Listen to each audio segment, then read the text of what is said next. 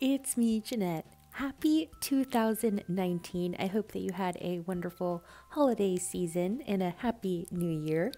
In today's video, I'm doing a world travel themed pocket letter, and I'm going to be using this Die Cutting Essentials Special Edition box kit. Now this is from my work, and there is a Die Cutting Essentials magazine, but there's also a special edition box kit.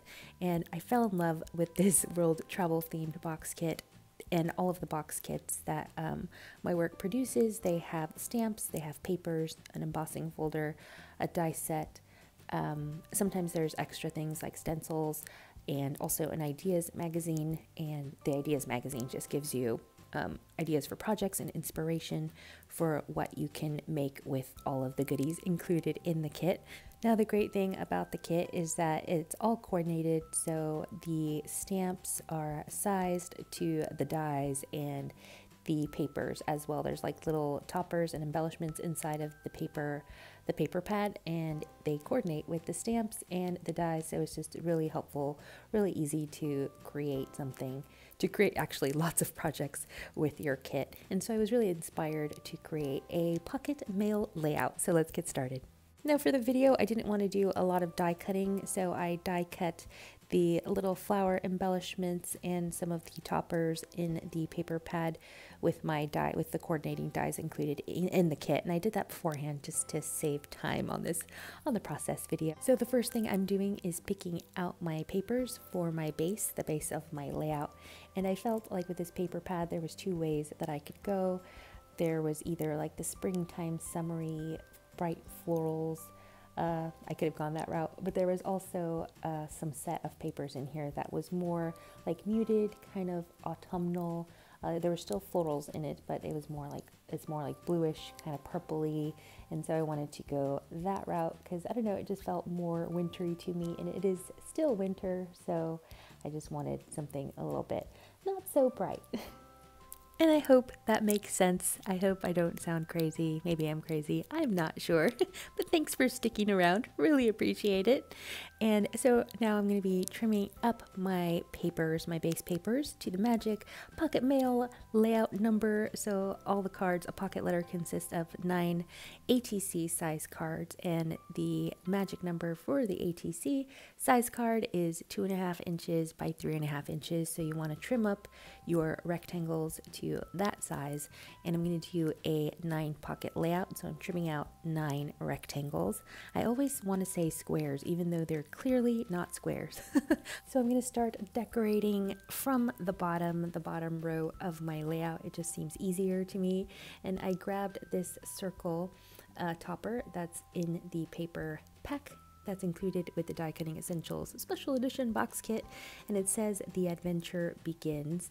And so I die cut that out with the coordinating circle die that's included in the kit, and I also die cut a bunch of these little like twiggy sprig things from one of the dies included in the kit as well. And I'm just gonna kind of surround the circle with some sprigs, these white little sprigs, and then add some of the florals, which are also included in the kit, and I die cut those out with the coordinating dies.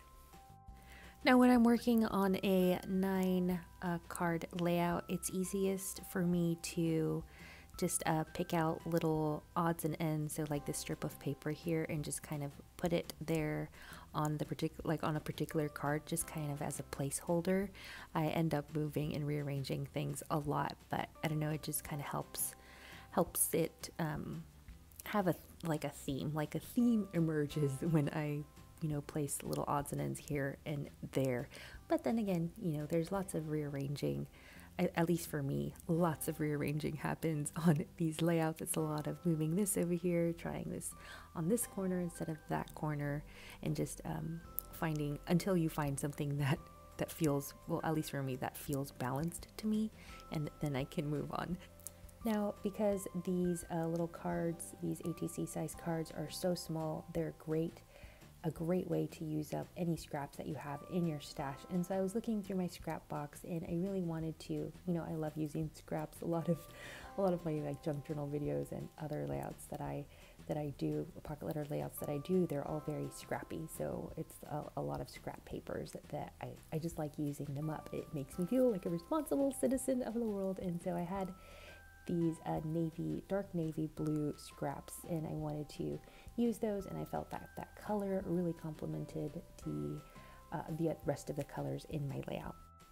So now I'm going to glue everything to my first card, and I'm going to be using two adhesives. I'm going to be using a Pritt stick, which is a glue stick, and Pritt brand is really popular here in the UK. I want to say it's the equivalent of like Elmer's back in the States. And so I'm going to be using a Pritt stick, and I'm also going to be using Cosmic Shimmer Dries Clear Glue, which is one of my favorite glues. Now I'm going to try to only use the Pritt stick on the papers and the Cosmic Shimmer acrylic glue on the thicker cardstock that I have, because the paper in this kit is on the thinner side, and if you use a liquid adhesive, it tends to get lumpy, and I don't want that to happen, so that's why I'm using just a regular glue stick.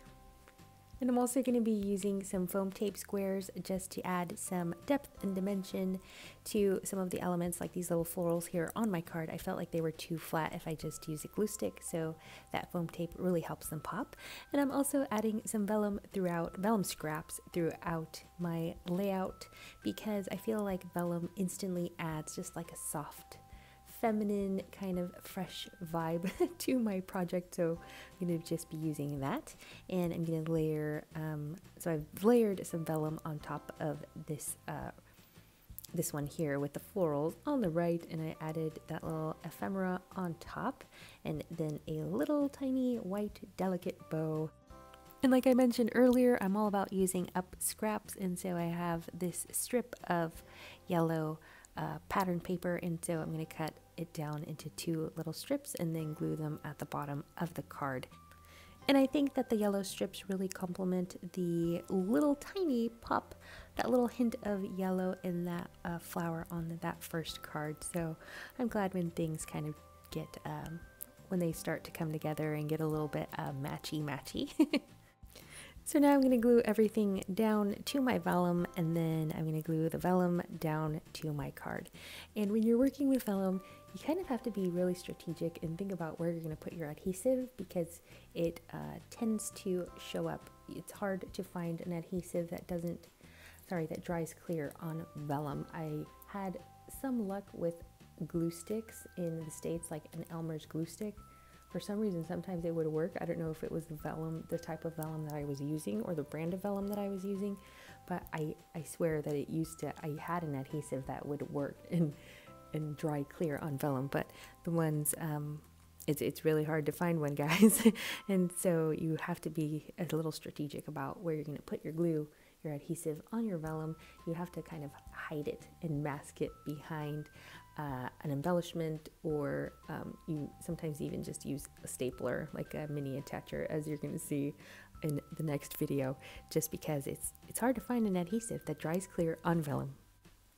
I wanted to do a little pattern play on this card on the left, and so I'm grabbing some of this beautiful floral paper and kind of putting it, I'm going to glue it down and put it on the lower half of my card, and then I'm going to trim off the excess, and then I'm going to grab that original strip of floral, like blue floral pattern paper that I had on there. It's just like a little placeholder for me, and so I'm going to end up using that and just add little strips of that right on the center of the card, and then that's going to leave almost like a blank space right there, right on top, so that I can add a sentiment. It just all kind of worked out pretty good.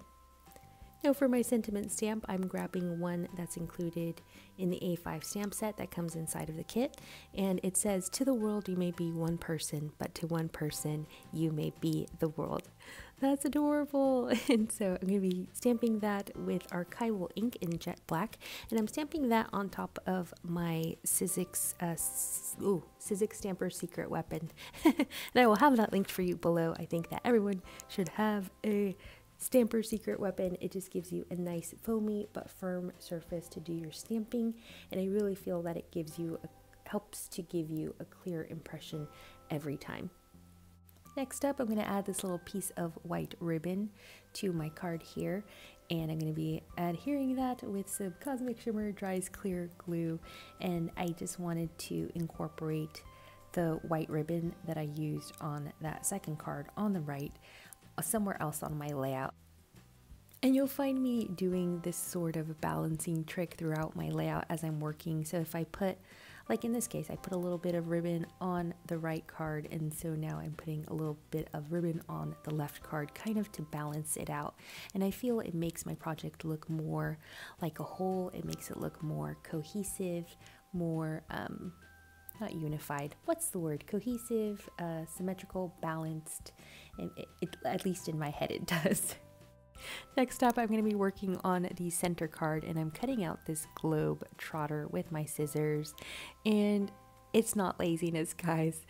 There is a coordinating die that die cuts this out, but I was just, I didn't want to grab my die cutting machine because it's really heavy, and I recently hurt my back, and it's a little bit sensitive and tender still, so I shouldn't be carrying heavy things, and so I'm just cutting it with some scissors. And what I'm going to do is I'm going to do like a faux shaker element here, like a faux shaker card. I don't have a sewing machine. I have terrible luck with sewing machines, so I don't own one, and I don't have a fuse tool, and so I wanted to do kind of like a vellum shaker effect without the shake.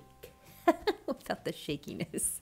So what I'm going to do is I'm going to take a piece of vellum, and then I'm going to do some faux stitching with my white gel pen. I believe this is a jelly roll pen. If it's not jelly roll, a Sakura jelly roll pen, then it's a Uniball pen, and if it's not Uniball, then it's Pentel. Maybe Pentel and Uniball are the same brand. I'm not sure.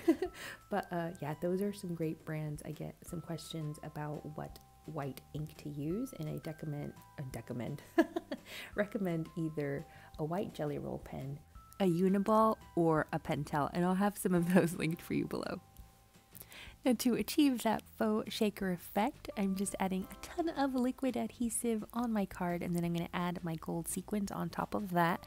Just kind of, I wanted them to look kind of random, kind of like they would if they were in a true shaker card. And to pick up my sequins, I'm using this tool. I've had this tool forever, and I keep forgetting that I have it. So it's in my stash. It's in my little caddy, my tool caddy, but I just always forget to use it. And it's so handy dandy on one side. Sorry, it's called the Silhouette Pick Me Up tool. And I think it's called that. I think that's what it said. I think I read that right. I will have this linked for you below in case you don't have one, but it has a sticky tip on one side, and then on the opposite side, an acrylic piece pops out that has two ends on that, and it just helps you to, so you pick up the sequin with the sticky end, and then you release it with the other little tool, the little acrylic tool. Super handy dandy. It makes picking up gemstones and rhinestones and just little bits and pieces, it makes it so much easier with this tool. So now that I've glued my Globetrotter banner, I'm just adding some adhesive on the back, and I'm going to glue that right on top of the sequins. Now what's going to happen, because there's no adhesive on the bottom portion of that vellum kind of anchoring it and pulling it down, it's going to end up curling upwards, but that's okay. I'm not bothered by it because all of this is going to go inside of a 9-pocket trading card insert, and then so it's just going to get flat at the end. But I'm really happy with how it turned out. It kind of does look like a real shaker card, right? So super happy with how that turned out. And for the sake of keeping these videos on the shorter side, there will be a part 2 coming soon for this world travel themed pocket letter. And yeah, just want to say thank you so much for watching this tutorial.